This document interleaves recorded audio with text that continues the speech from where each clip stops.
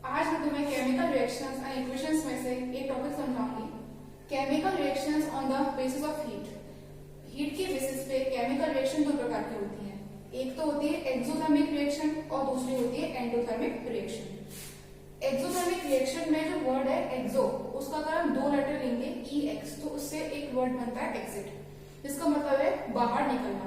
Means ऐसी reaction जहां heat product में बाहर निकल रही हो, such type of reactions are known as exothermic reaction. पहला एग्जांपल है carbon plus oxygen gives carbon dioxide gas plus heat. यानी कि जब कार्बन का कंबशन होता है तो वहां पे कार्बन डाइऑक्साइड गैस प्रोड्यूस होती है as well as heat. Carbon एक ऐसा एलिमेंट है जो हमारे मोस्ट ऑफ सब्सटेंस प्रेजेंट होता है, like petrol, diesel, kerosene, would etc. सब में प्रेजेंट है कार्बन।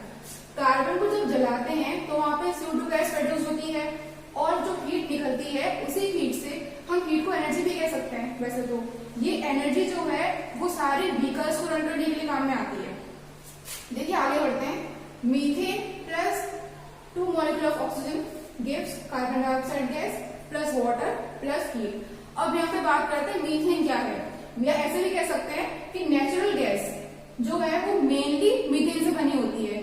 नेचुरल गैस जानते हैं, it is a fuel, it is in the form of the gas.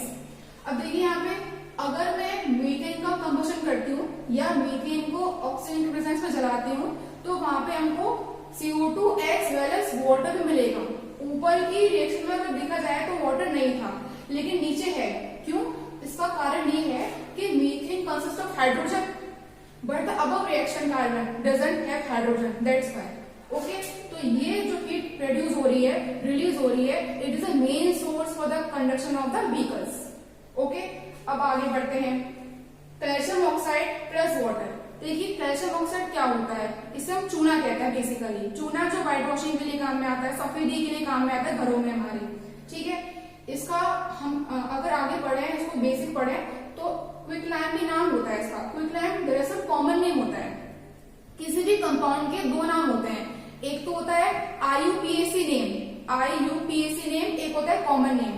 Common name ऐसा क्विकलैम, इसको चूना कहते हैं। जब क्विकलैम को हम वाटर से रिएक्ट करवाते हैं तो वहां बनता है calcium hydroxide, calcium hydroxide as well as heat.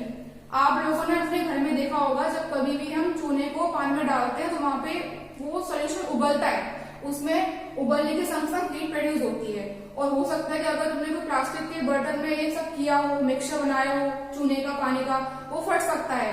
ठीक है, क्योंकि यहाँ पे ट्रेमेंडस अमाउंट ऑफ हीट रिलीज होती है। आगे देखिए, इसको हम कैल्शियम हाइड्रोक्साइड कहते हैं, CaOH का उल्टा है इसको। इसके दो कॉमन नेम होते हैं, इस कंपाउंड के दो कॉमन नेम है। कौन कौन से? एक तो होता है स्लैक लाइम, एक होता है lime water. These are the two names of the same compound calcium hydroxide. ठीक है, थैंक यू।